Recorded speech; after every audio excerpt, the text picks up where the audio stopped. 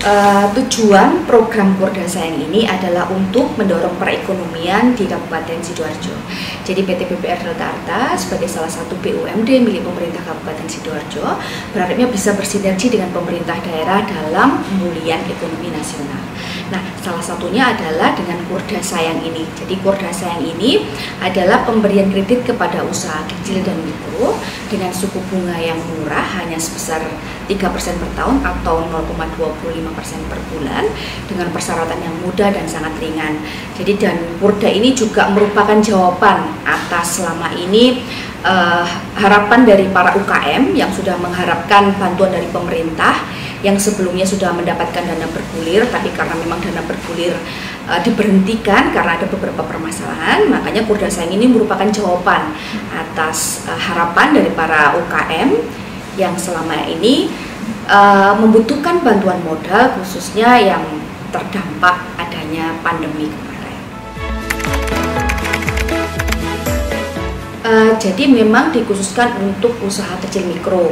Ya, ada untuk usaha produktif di bidang pertanian dan perikanan juga bisa, juga anggota kelompok seperti kelompok usaha bersama atau kelompok masyarakat atau kelompok ibu rumah tangga yang memang mempunyai usaha produktif.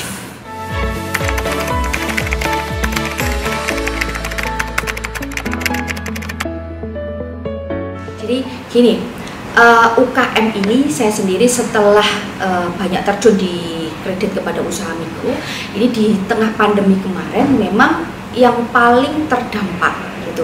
Sehingga ketika adanya pandemi kemarin untuk membuka usahanya dia tidak bisa karena memang tidak bisa untuk membuka karena kerumunan. Nah, untuk memulai produksi juga bisa belum optimal karena pemasoknya itu juga belum optimal memberikan masuknya, belum lagi dia yang terkena positif, terkena COVID, belum lagi keluarganya yang juga terkena, sehingga UKM ini terdampak secara langsung gitu. Dan untuk mereka kembali bangkit, makanya harus butuh kepedulian dari pemerintah daerah bersinergi dengan kita PPR Delta Arta ini untuk bisa membangkitkan kembali perekonomian khususnya di situ.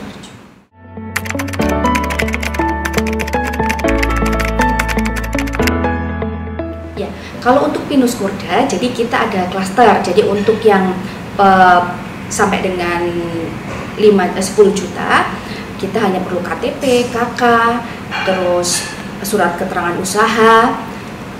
Dan itu untuk yang sampai dengan 10 juta bagi yang tidak punya jaminan ataupun yang jaminannya tidak mengcover atau istilah kalau di kami itu visible tapi non bankable, itu bisa kita perkecualikan karena memang jaminan utamanya itu sebenarnya usahanya gitu. Jadi kalau untuk jaminan pendukung yang plafon di atas 10 juta kita harus sesuai dengan ketentuan yang ada di.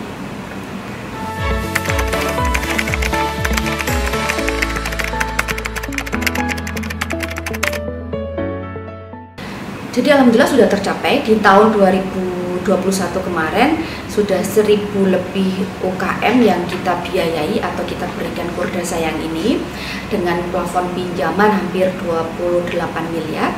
Nah, untuk tahun ini pun karena jumlah subsidi bunganya di semester pertama ini 2,5 miliar, kurang lebihnya kita nanti bisa menyalurkan kepada 400 UKM kurang lebihnya dengan rata-rata pinjaman 25 sampai 30 juta.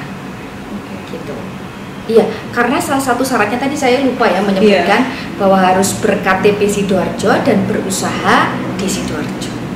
Gitu.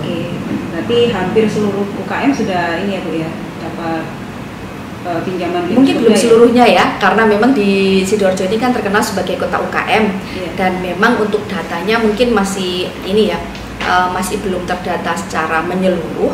Saya rasa sebenarnya misalkan Kurda Sayang ini terus ada dari berkelanjutan, saya rasa nanti akan semakin banyak UKM yang akan terbantu dengan adanya Kurda Sayang ini. Berharapnya ini program yang berkelanjutan sehingga lebih banyak UKM yang akan kita biayai atau kita berikan Kurda Sayang ini. Oke, terkait program berkelanjutan ini Bu, itu sampai tahun berapa kira-kira?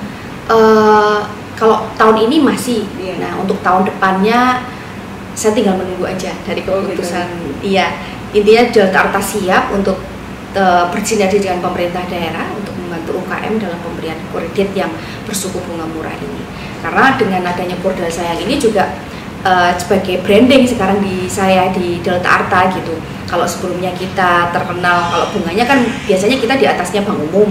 Cuma dengan adanya Porda Sayang ini kita bisa bersaing atau head to head dengan bank umum yang ada yang sudah menyalurkan KUR sebelumnya. Jadi sekarang sebenarnya untuk pengajuan Porda itu bisa di semua jaringan kantor cabang maupun kantor kas kami. Membawa aja semua persyaratan yang ada di brosur. Nah nanti untuk brosur bisa diisi di kantor atau di lokasi jaringan kantor kami terdekat.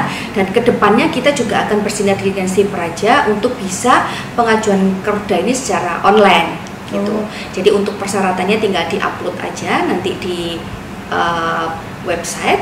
Nanti untuk selanjutnya tinggal kita lakukan survei untuk analisa untuk selanjutnya. Oke, berarti tahun 2022 ini sudah ada inovasi lagi ya Bu ya dari sudah. Porda? Iya, betul. Berarti yang sebelumnya masih offline, ini sekarang sudah bisa online? Sudah ya? online tahun ini.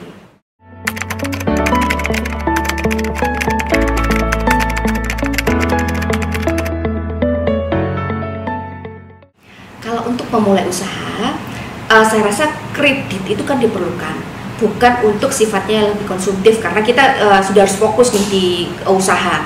Nah untuk membesarkan usaha itu memang dengan mengajukan pinjaman itu salah satu alternatif. Nah ketika kita kenapa sih apa untungnya kita mengambil Porda Sayang dibandingkan dengan kredit yang lain? Porda Sayang ini suku bunganya sangat murah dan tanpa biaya gitu.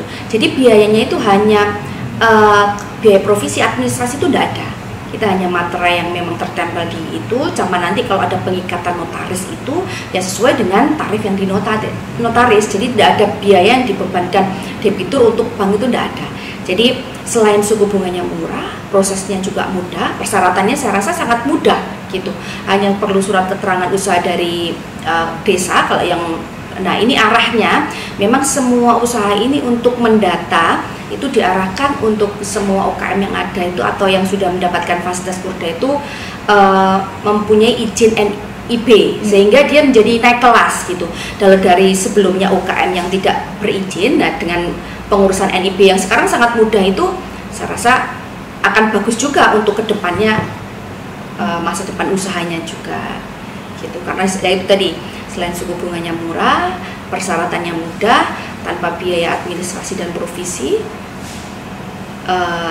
dan bisa berkelanjutan gitu. Kita nanti misalkan jangka waktunya 10 tahun udah habis bisa ngambil lagi. Gitu.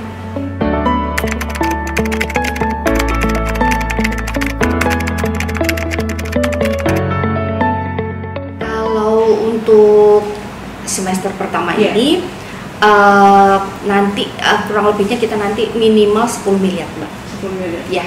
Jadi itu target dari semester pertama ya? Iya. Kalau secara keseluruhan Bu di tahun 2022 nanti? Secara keseluruhan nanti di PAK biasanya itu kalau pengalaman tahun sebelumnya dengan hanya sekitar waktu itu semester pertama itu kita bisa menyalurkan kurang lebihnya 13 miliar. Nah kita mengajukan PAK lagi akhirnya disetujui.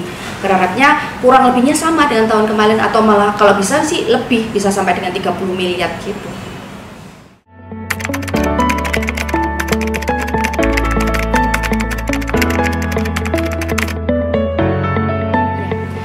Jadi untuk yang Porda Sayang ini jujur kemarin itu memang dengan adanya kondisi perekonomian yang masih belum menentu, ada beberapa UKM itu yang memang malah ini kemarin tuh mengajukan untuk Bu ini kita untuk bulan ini itu masih ada penundaan, kita kasih kelonggaran, ada stimulus, tapi ya sesuai dengan POJK yang berlaku bahwa stimulus itu kan nanti awal tahun depan itu kan berakhir. Jadi saya berharap tahun ini semua UKM itu harus lebih mempersiapkan diri gitu.